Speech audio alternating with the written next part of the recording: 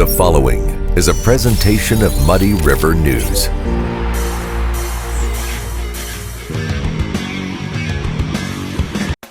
What kind of shows will you see on Muddy River Gems each month?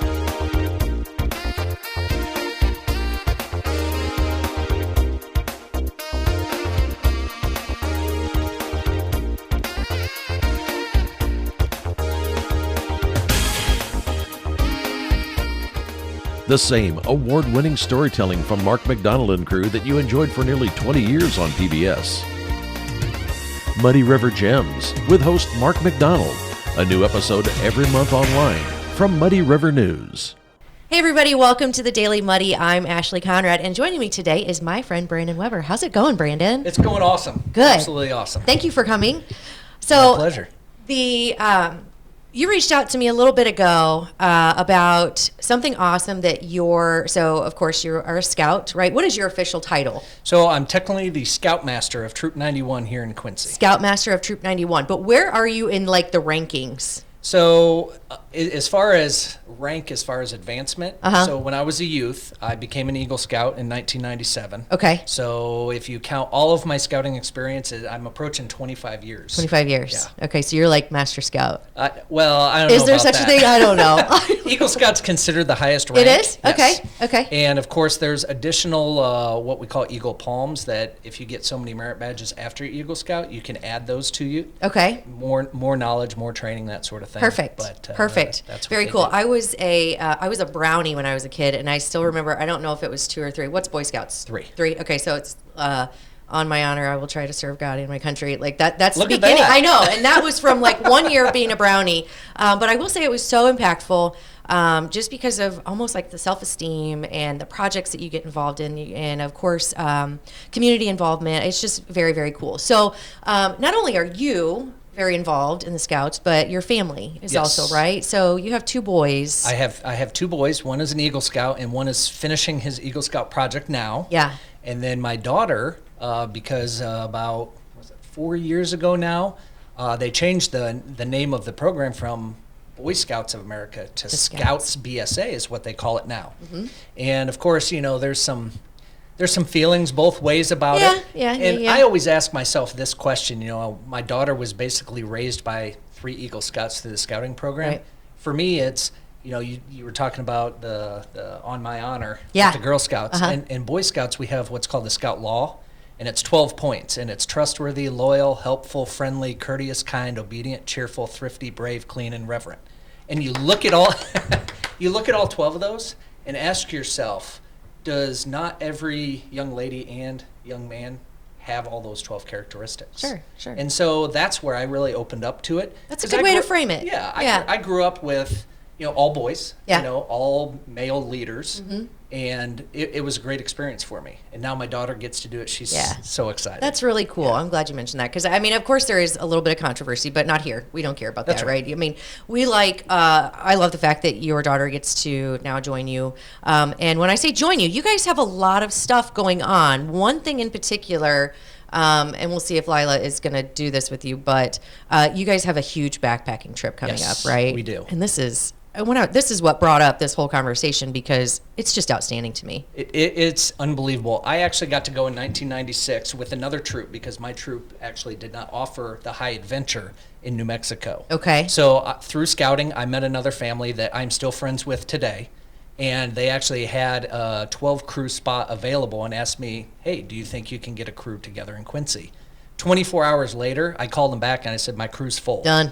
We're done. Yeah. So we're going to the Sando de Cristo Mountains in New Mexico, and it's 12 days is what they call it. 10 days on the trail, and there's a day on each end for check-in and check-out. Okay. And we're going to cover the boys actually lead and select everything. So they selected all of their leadership positions. They selected their itinerary, what things they want to do, which trails they want to hit.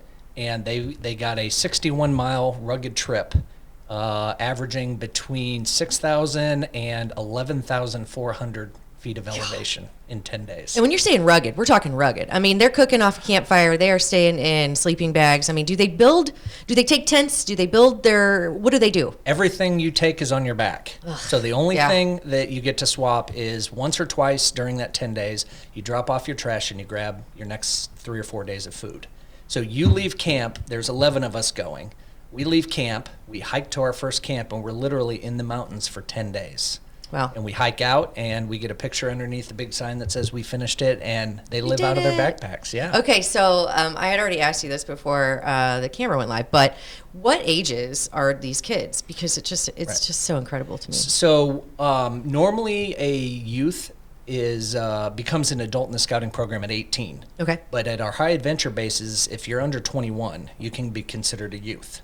Okay. So we're taking kids from 14 to 19 years old, and you can go as early as 13 Wow. and have finished the 8th grade. Oh my gosh. So it's a big range. It's kind of the quintessential. The only way, and I actually wore my patch today, I got this in 1996. at The you. only way you can get this patch is to finish the 12-day trek. Wow. It's the only way. See, I think about my oldest is 13 now, and I think about her doing, there's just no way in hell. There's just no way. So I definitely applaud everybody who's brave enough, who has, the dedication to do this. And I just think it's cool. And I love what the Scouts are doing for our youth, because not only do you go on high adventures, you also do, you instill some values that are, of course, very important. You want to go into a little bit about what you think about the Scouting program does?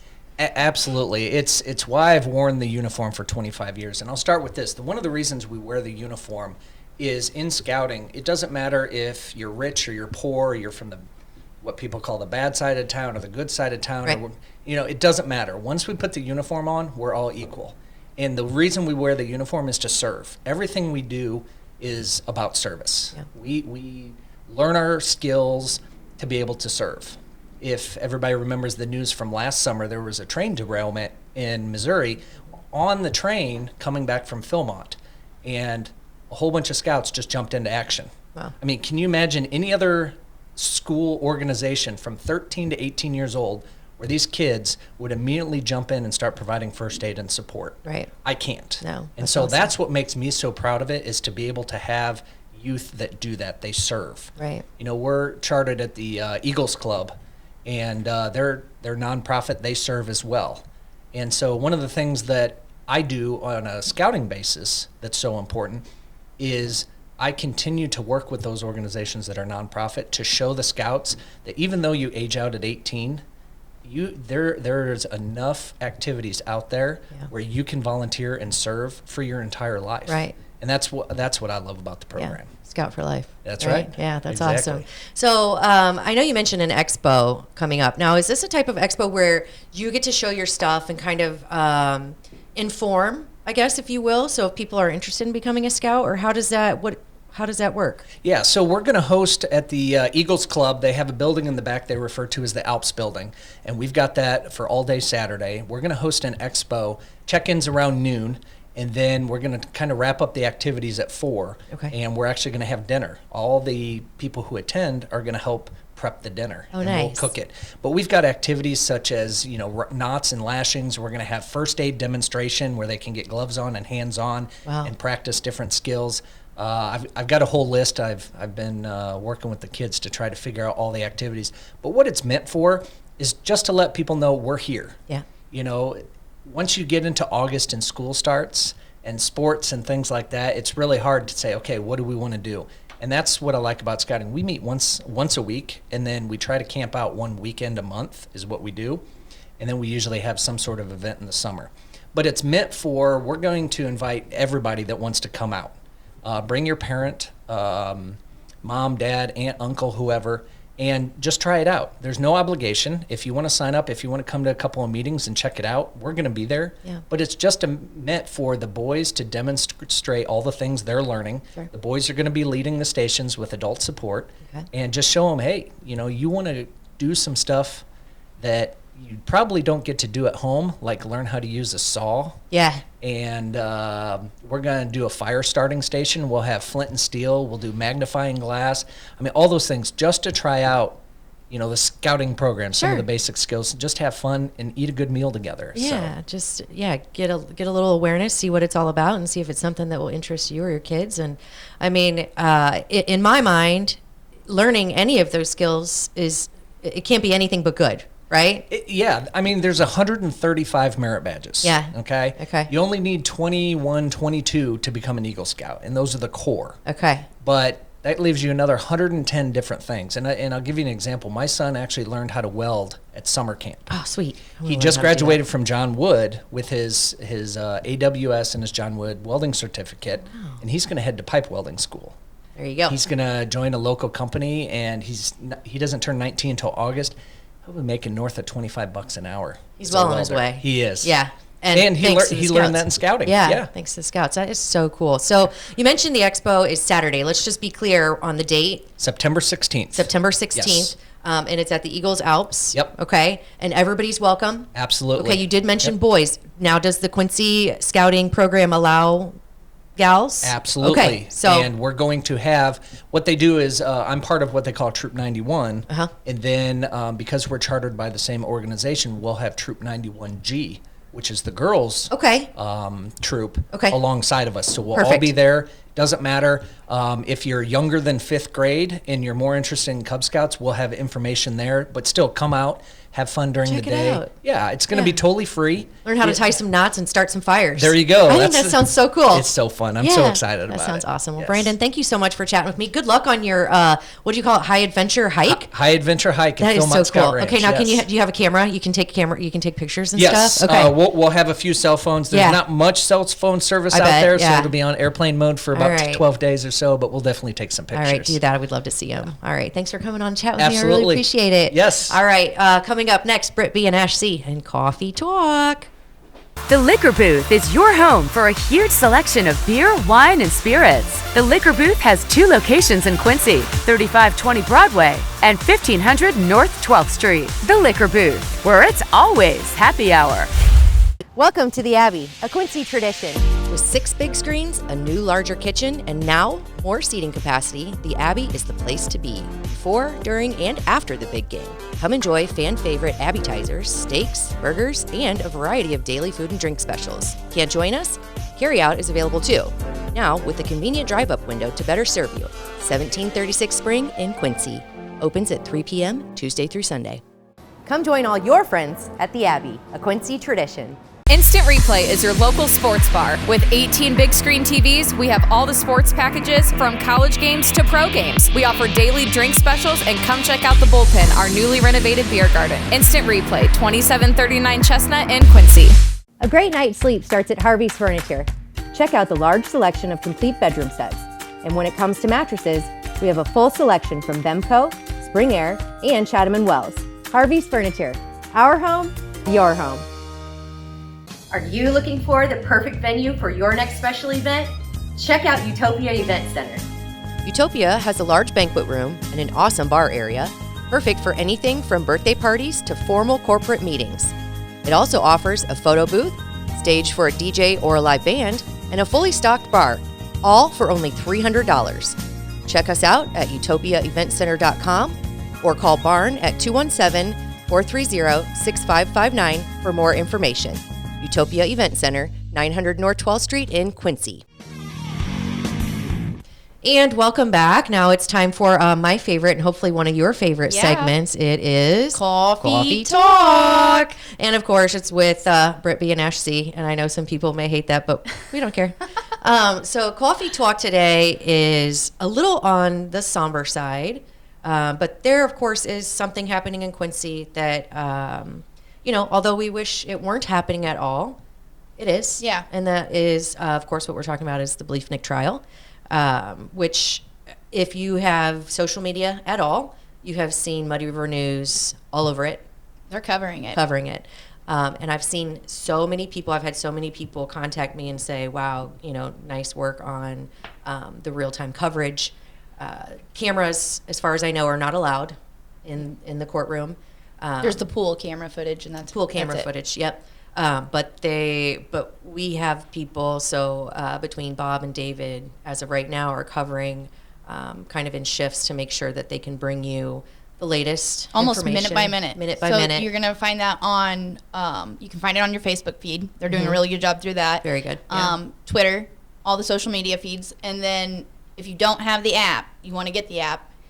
Some people are a little confused and were asking me, "Hey, how do I get the app? It's not showing up under my app store." Oh, when you wanna, search it? Yeah, you Yeah. want to type in Muddy River News all together, no spaces. So that's Muddy River News, no spaces. Yep, And and then that's a it big should deal. come up. Yeah, and it is. I mean, again, like I said, it's not something. Of course, nobody wishes this upon anyone. I mean, we want justice for Becky. We want to make sure that justice is served swiftly and correctly. But it is important that the public knows what's happening, and not necessarily just for public information or so everybody knows what's happening minute by minute. But I think it's really important that the media is privy to what's happening, because it almost holds people accountable. So what Bob and I were just talking about, and you were saying, who's going to watch the Watchmen, right? So you have prosecution, defense, you have a judge, you have people there who are supposed to be upholding the law and process. Sometimes those things may be brought into question, and the media, especially Muddy River News, will do just that. And because this is like it's been covered internationally, Yes. worldwide. Oh, gosh. So, that shows the importance also of local coverage too. Yes. Because then we're, giving the inside, Yeah. I guess, information and not really necessarily getting it wrong. Well, and not Like we said with, I forgot, it was Inside Edition or Inside something Edition. covering Oh, it. God. They all kind of got that wrong. Well, it's what is it, like fanatical? They're just wanting clicks. They just want viewership. So they're willing to make it so outlandish and have it based on Family Feud and blah blah blah. And it's like none of that is. So you're not going to get that with Muddy River News. You're not going to. Yeah, you're not going to get. So what Muddy River News is trying to do is just make sure that both the public is informed. And in a way that no other news source, as far as I know, is doing it. Yeah. And also holding people accountable to make sure that processes are followed, that the law is upheld, that things are copacetic, that things are happening in a way that they should, because this is very important. I mean, again, it's tragic, and the outcome is either way. The outcome is not great. It's not going to be good either way, but it's important to be informed, and I think that's what we're doing really well. And I do want to say, I said we. I'm not doing anything really. I mean, we're reviewing right now. We are, yeah. So, but along with that, as far as the Daily Muddy things that I'm doing, there are some. I have, of course, everybody has opinions. I have, my own perception. I hope that when we're speaking about things, if I have an opinion on something, it's not the opinion of Muddy River News. It's not. It may not be fact based. It's my perception. My own logic comes into play, and I may say something, and I've said things before that I've had to apologize for. There are going to be things said throughout this entire trial that are not going to upset people, because there are two sides, right? Well, this is going to really draw, I think, a community line in the sand. You know, with a lot of people, like even with friendships, and that kind of stinks. It does. It's almost inevitable, though. Yeah. Yeah. So, like, when we are speaking, I guess realize, we are regular people that are forming opinions just like you are, based on the coverage that we are receiving through Muddy River News. Right. So, I mean, we might not always say the things that you want us to say, but I'm going to say the thing, I guess, that might be coming to my mind. And like you said, the first and foremost thing is this is tragic. Yeah. It is happening here. There are a lot of people that I've read online, and they're making, public comments on the Muddy River News forum that because it's held here, that he's not going to receive a fair trial. I mean, it's already happening. It's already here. Yeah. What are your okay? I was going to ask you what your thoughts were. I understand where they're coming from with that, but I want to I guess give you a different perspective. Mm-hmm. Absolutely. If anything, if I were in the defendant's shoes, I think I would want my case to be heard in the community around me. Right. I mean, I see both sides, but look at it this way just for a second. I think it would be beneficial to have your case heard by people that you know and being surrounded by a community that you know. If you do, I don't know, like, that's more of a, I think you have more of a chance here with this. Like everybody would be or could be a character judge, right? If that was all that was on trial, right? Yeah. Because even if you do or don't know Tim, or you do or didn't know Becky, there are people who think they know. Yeah. Right? They both went to church. They both, it could be good or bad. My only thing is, I get where you're coming from. Just with that whole, like, all true crime podcasts are thriving on, you see, like, white woman mysteriously ends up dead. Yeah. It gets pointed, to the husband. People, like, thrive on this. This is not going to, like, it changing locations is not going to change the fact that people thrive on that. No. Or, like, it's, I hate to even use, but people do tend to, it's just. Most podcasts, I looked up, like, true crime podcasts. Yeah, it's all the rage. That's. It's got to be human nature. Like, we're so curious and we're so, I don't know. It's almost, the psychology of it. Yeah, I don't really want to, like, I don't really know the ethics behind all that. But, like, I'm just saying, it is fact. Yeah. It is what it is. Yeah. I don't think moving it is going to change, I guess, giving it. Go ahead. I think, like I said, I don't know, I would want to be surrounded by the community, the support of the community that he does, the people that are on that side that think and support him. Right. Like, you want to be around that, and moving it elsewhere, you're going to lose that. Well, I think it goes to the jurors. Can you find impartial jurors, right? And the fact that they were not sequestered, meaning they don't have to stay away from access to media or access to one another or access to family members, or that says a lot. I'm not exactly sure why that was done, but the ability to be an impartial juror is why you would want a change of venue. Quincy is a very small town. And like I said, a lot of people do know Tim. A lot of people did know Becky. A lot of people know the situation or think they know. So the finding, 12 and then some alternate jurors who are impartial, who haven't seen or already made up their mind about this case, I thought was going to be difficult. Now, that being said, it's covered. I feel it's been covered internationally. Who hasn't seen the case? Right. So. I feel like Bob and I were chatting, and he was like, I think I could be impartial. I do feel like I could be impartial. Based on, I don't have ties. I know one of the questions when trying to select jurors was divorce. I have some experience, but not enough to sway one way or the other. I think I'm very fact-driven when it comes to making decisions. I like logic placed behind things, But yeah, I feel like that would, and I'm not saying that I do agree with a change of venue. I think what's happening now is what is supposed to happen. But I understand why people thought that there should be, because it is such a small I see both community. sides, but I guess I'm just saying, hey, it's happening, so maybe view it this way. Yeah. And as far as like the defense, does it make you look more or less guilty if you ask for a change of venue? I don't know. It's just interesting to think about all this. Another interesting thing that we talked about, the jury selection that happened yesterday.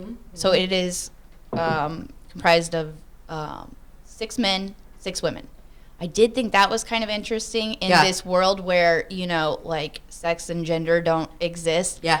In jury selection, it does. Sure the hell does. Yeah. Why do you think that? I don't know the jury selection pool. I know they were going to have like 70 or something, and then they only had to reach, I think, a number of like 43, which is interesting to me, just the sheer numbers behind it.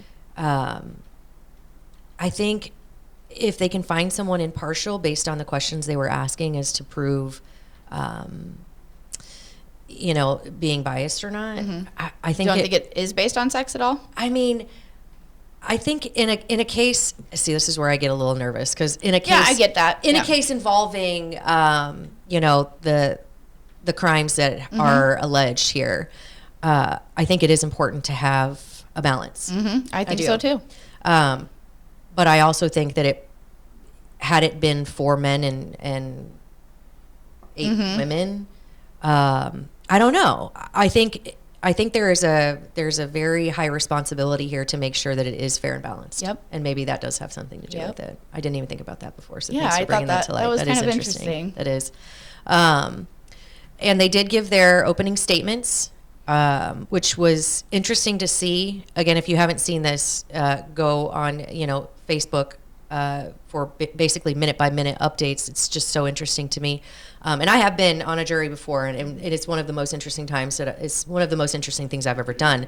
But to see something like this unfolding and to be able to basically put yourself in a courtroom is very interesting. Sad, but interesting. There is, when you read some of the opening statements on both sides, there's a clear story there. And I don't want to say, fact or fiction or, what Ms. Schnock said was that it tells a good story. Well, I mean, anybody who's reading it is probably gathering the same story. Yeah. Right. So it's just interesting to be able to read it real time, to understand what's going on. Again, heartbreaking. I will say one of the most common comments, one of the commonalities amongst everybody following all of this is pray for that family, pray for outcome of justice and the boys, and it's just her family having to relive this again today. That one kind of that hit me a little hard. It's a gut punch, man. I can't even imagine. That is a total gut punch. But of course, if we could change the past, we would. But this is what's happening today. I would urge everyone watching, reading, staying up to date. Keep your mind open. Try to, I guess, be objective. Try to think about. It's going to be difficult. Yeah, but I mean, really, there needs to be. I mean, in our court system, is just a hole in the case. Yeah, and I mean that's the only thing that I don't know. Like, it's kind of strange to think that could change everything. Just a small hole in the case could change. It could. Everything. One simple factor could change the outcome of anything, and that goes for anything. But even if you don't agree with what's happening, I guess I again would urge you to stay. I don't know. Try not to let it divide you, especially on social media when there are so many people who are involved, and we've seen and it's a close-knit community. It is. Let's not let that line. Don't let it tear through a community that at this time more than any time needs to be supportive of one another and understanding, and reach out and chat with your neighbor, but keep it respectful and Last thing, real quick, if you are also having any trouble covering or following anything, I guess this one's more for my grandma or people that want to follow. Sure. In your search bar, you can type in the hashtag Leafnik trial. You can type that in your search bar, and Facebook. You can type it in the search bar on the Muddy River News app. You can type it in Twitter, and all that coverage will be brought up all together at once. Right. That's what hashtags are for. Yeah, that is. If you didn't know, hashtag now you know. Hashtag now you know. Hashtag now you know. But now you know. And this trial is supposed to be it's supposed to last around 2 weeks, I believe. So we will do our best to bring you as much coverage as possible. I think, and that does that do it? I think so. All right. It was a pretty heavy coffee talk. It is, yeah, but sometimes those are unavoidable. Yes. I'd say. So it was still nice talking to you. It's always nice talking to you. All right. I guess on that note, that does it for today's Coffee Talk. We'll catch you here next time.